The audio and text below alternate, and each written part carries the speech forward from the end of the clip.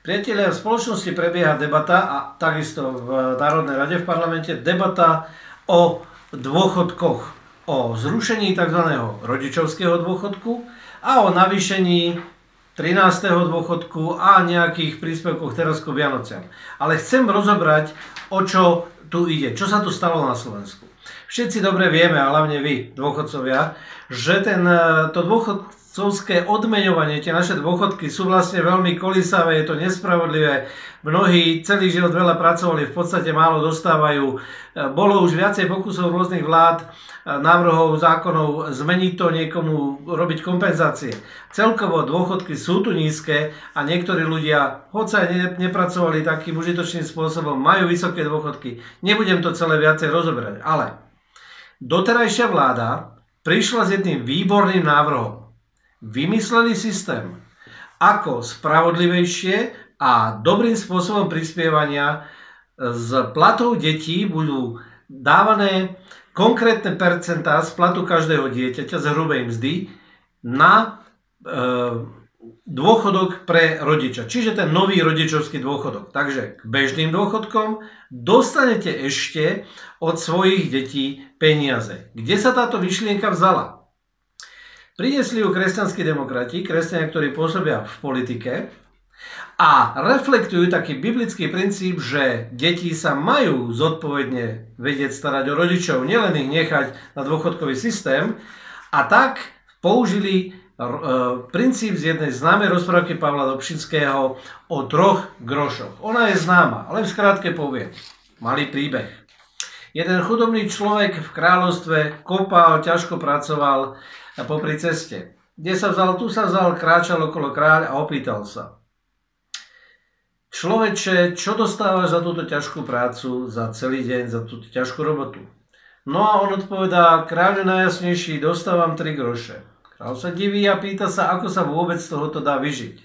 A na to mu múdry poddaný odpovie: Nielenže vyžiť kráľu, to by sa ešte dalo, ale ja z týchto grošov prvý vraciam, druhý požičiavam a z tretieho sám žijem.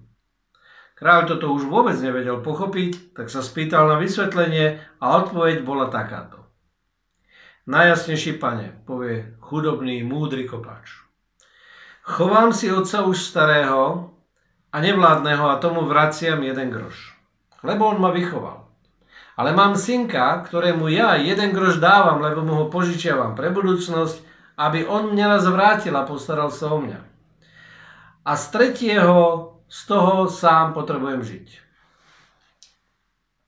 No a toto je ten veľmi dobrý princíp, ktorý použili na Ministerstve práce, sociálnych vecí a rodiny, kde bol pán minister Krajniak doteraz, a vymyslel sa tento príspevok z každého mesačného platu popri dôchodku. Takže ten rodičovský dôchodok takto vznikol a dám len príklady.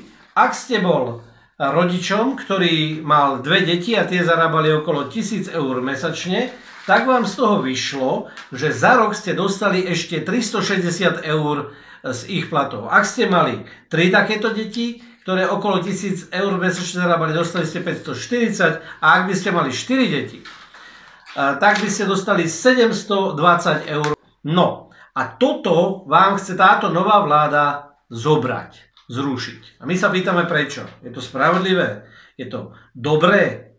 My odpovedáme nie, nie je to dobré.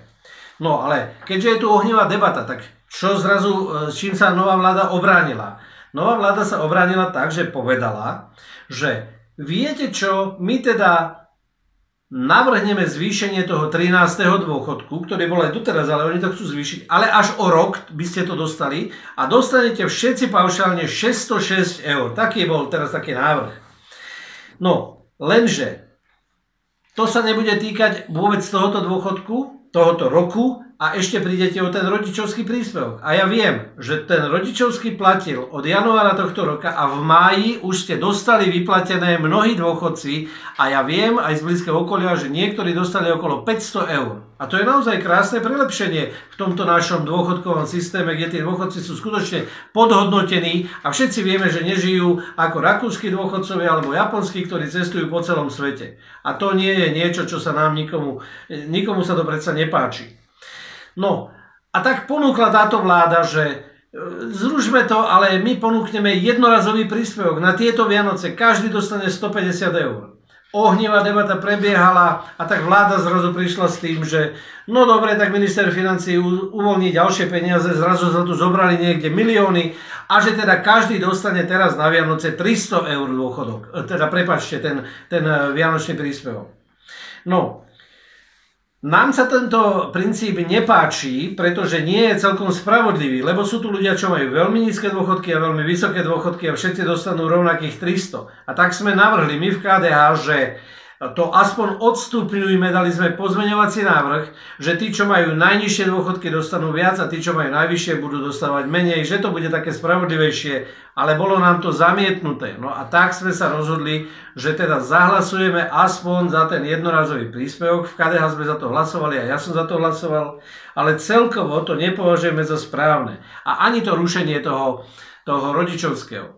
Pozor, my nie sme proti 13. dôchodku, len chceme povedať, že je lepšie, aby sme zachovali rodičovský príspevok. Prečo? Lebo keď sa zruší, koho to poškodí, sa pýtame. To, že by vám deti prispievali na dôchodky. Zruší to, teda poškodí to a postihne to najmä napríklad ženy, ktoré vychovali viac detí. Práve tie deti, ktoré na daniach prispievali na školstvo, zdravotníctvo, sociálny systém. Tieto ženy majú všeobecne nižší dôchodok ako ich rovesničky. A keď sa zruší ten rodičovský, ktorý doteraz prispieva od detí rodičom, komu to pomôže? Tak zrušenie tohto rodičovského najmä tým bohatším a bezdetným dôchodcom a tak dôjde k takému prerozdeleniu, ktoré zvýši príjmy tých, ktorí vysoké príjmy majú. Nevidíme to ako spravodlivé. V zásade čím nižší dôchodok a čím viac pracujúcich detí, o to viacej pohorší rodič v tom navrhovanom systéme tejto novej vlády a tomto novom návrhu už na začiatku ich vládnutia. Takže my by sme chceli a budeme sa o to usilovať a záleží nám na tom, aby sa zachoval rodičovský dôchodok, príspevok od rodičov, od detí k rodičom. A prosíme vás, aby ste sa zapojili aj do verejnej výzvy politikom, aby toto nezrušili. Naopak, aby to zachované bolo. Podpísalo to mnohí známi signatári z rôznych oblastí života, kultúrneho, akademického aj občianskeho prostredia, aj z cirkevného, aj politického života. Vyzývame vás, pridajte sa k tomuto.